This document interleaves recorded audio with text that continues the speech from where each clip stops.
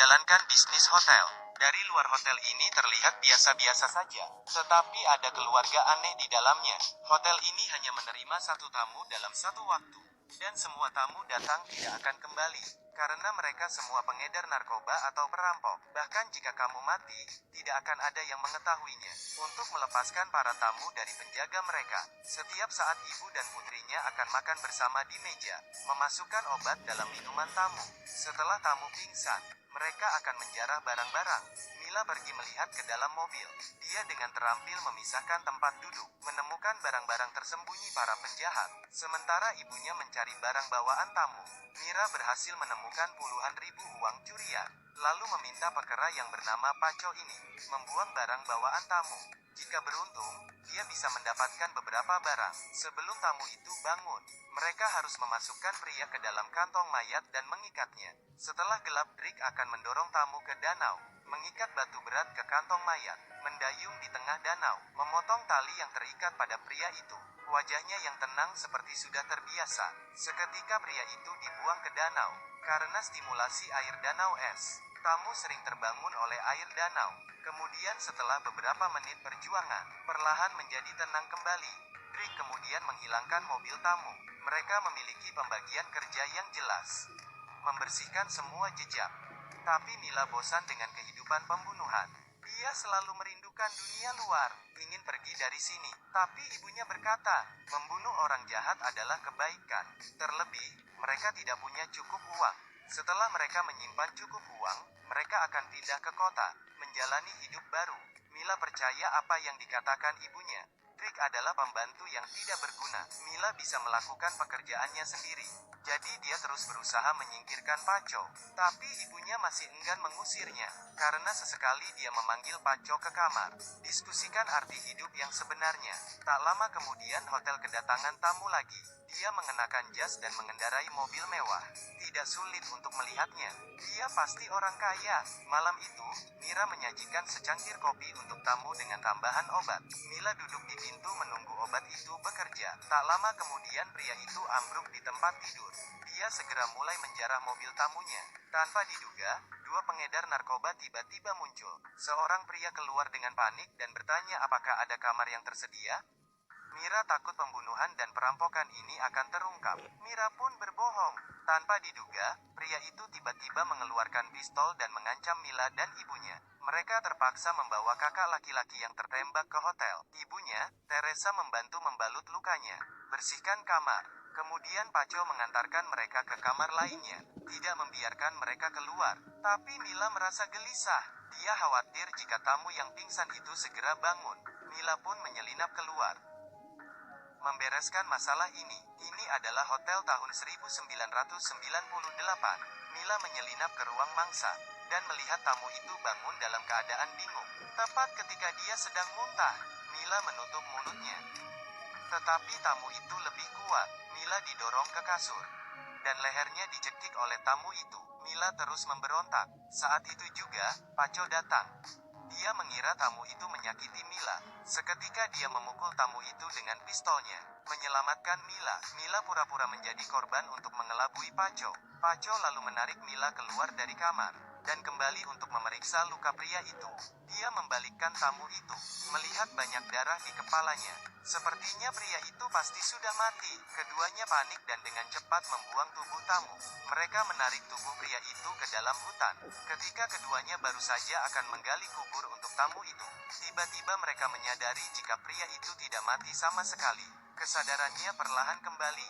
Paco terlihat ketakutan, sedangkan Mila terlihat tenang. Untuk menghindari lebih banyak masalah, Paco memutuskan untuk membunuhnya. Karena ini pembunuhan pertamanya, Paco tidak berani melihatnya. Dia harus menutupi wajah pria itu dengan pakaian. Tapi Paco tidak tahu, Mila melihatnya dari kejauhan. Dia tidak memiliki belas kasihan di hatinya. Sejak itu Mila menyukai Paco. Perlahan keduanya mulai berbicara lebih banyak. Tapi ibunya memperingatkannya, apa yang dia lakukan bukan sebuah kebaikan. Mereka harus membunuh mereka secepatnya. Hari ini, Paco meminta Mila untuk menemaninya membeli obat untuk kakaknya. Mila mengendarai mobil. Pemilik apotek sangat waspada terhadap orang asing. Paco hanya bisa memanfaatkan Mila, mengatakan Mila pacarnya. Ketika mendengar ini diam-diam Mila senang. Dalam perjalanan, pembicaraan mereka semakin spekulatif. Mereka diam-diam saling mencintai. Keduanya berbicara dan tertawa saat makan malam bersama. Tetapi Mila tahu bahwa ibunya memiliki kendali atas dirinya. Pasti tidak akan setuju jika dia bersama Paco. Jadi keduanya diam-diam berkencan. Setelah keduanya berkencan, ibunya memanggil Mila. Teresa bisa melihat ada yang salah pada mereka, jadi dia memanggil Mila ke kamar dan menceramahinya, bahkan menamparnya. Jadi Mila mulai menghindari Paco. Paco merasa sedih. Dia menarik Mila, berjanji sampai kakaknya sembuh. Dia akan membawa Mila pergi jauh, membebaskannya dari kendali ibunya, memulai hidup baru. Kata-kata manis Paco membuat Mila terharu. Meskipun Mila juga ingin meninggalkan tempat ini, tapi idenya terlalu naif. Pria tidak tahu kekejaman ibunya. Hari ini, Mila dipanggil ke rumah oleh ibunya lagi untuk berbicara. Ibunya berkata, Paco adalah bencana bagi mereka. Dia harus dibunuh. Meminta kerja sama Mila. Tapi Mira sudah jatuh cinta dengannya. Tidak ingin membunuhnya. Ibu yang tak berdaya mengambil keputusan. Mila pun menyetujuinya. Namun tiba-tiba, Mira mengajak Paco lari bersamanya. Ternyata Paco membohonginya. Dia yang tadinya mengajak Mila pergi bersamanya, malah berkata dia tidak ingin bersama Mila. Dia terus memohon kepada Paco, ingin pergi dari tempat ini, ingin menyelamatkan nyawa Paco. Tetapi dia menolak gadis itu berulang kali.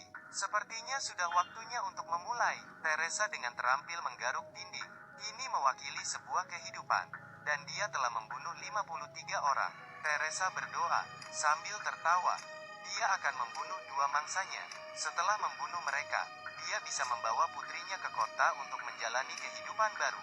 Tiba-tiba sesuatu terjadi. Rick datang ke hutan, mengeluarkan harta yang telah dikumpulkan. Barang ini adalah milik para tamu. Tetapi dia tidak sadar, kakak Paco ada di belakangnya. Rick yang panik segera menyembunyikannya. Tetapi pria ini melihatnya. Karena penasaran, dia bertanya apa isi kotak itu. Awalnya pria itu tersenyum, sampai dia menemukan sebuah jam tangan. Dia pun mengambil jam emas itu. Tapi semakin dia melihat, semakin dia merasa akrab. Setelah dilihat lebih teliti, di atas jam ada tertulis nama adiknya, dan saudaranya menghilang sebulan yang lalu. Lalu di mana pemilik jam ini? Rick tidak mengatakan apa-apa. Pria itu kesal dan memukulnya dengan tongkat. Kemudian segera mencari Teresa. Ketika melihat nama di atas jam itu, dia tahu perbuatannya telah terungkap, meskipun dia berusaha menjelaskan. Namun pria itu mengarahkan pistol ke leher Teresa. Dalam kepanikan, Teresa mengambil kunci di atas meja, menusuk dengan keras ke luka di paha pria itu. Rasa sakit yang parah membuat pria itu melepaskan tangannya. Rick datang dan membantu. Tepat ketika dia bergulat dengan Rick, Teresa langsung mengambil salib dan menusuk ke leher pria itu. Dan pria itu pun mati seketika. Mira dan Paco segera berlari, tetapi baru membuka pintu, Teresa telah mengangkat pistol, menembak Paco. Teresa takut Paco belum mati dan menembaknya lagi. Mila menyaksikan Paco mati di depannya. Dia tidak bisa mengerti mengapa ibunya membunuh pacarnya.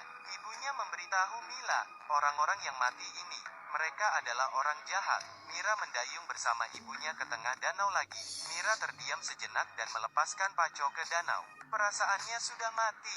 Keesokan harinya Mila menyelinap ke ruang rahasia ibunya, melihat banyak uang dan permata yang tak terhitung jumlahnya. Semua ini cukup membuat mereka menjalani hidup yang baik. Mila tidak mengerti, jelas-jelas uangnya sudah tercukupi. Mengapa ibu tidak membawanya pergi? Apakah seperti yang dikatakan Paco, ibu telah menipu dan mengendalikan dirinya?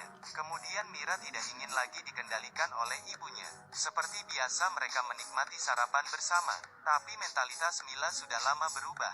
Mila bangkit dan menuangkan secangkir kopi untuk ibunya. Ibunya jatuh pingsan setelah meminumnya. Dia dengan terampil memasukkan ibunya ke dalam kantong mayat, mendayung sendirian, mengirim ibunya ke tengah danau. Dia memotong tali ibunya dengan ekspresi datar, membiarkan ibunya tenggelam ke dasar danau. Dikuburkan di dasar danau es dengan orang-orang yang pernah dia bunuh. Film Coyote Lake, distorsi psikologis Teresa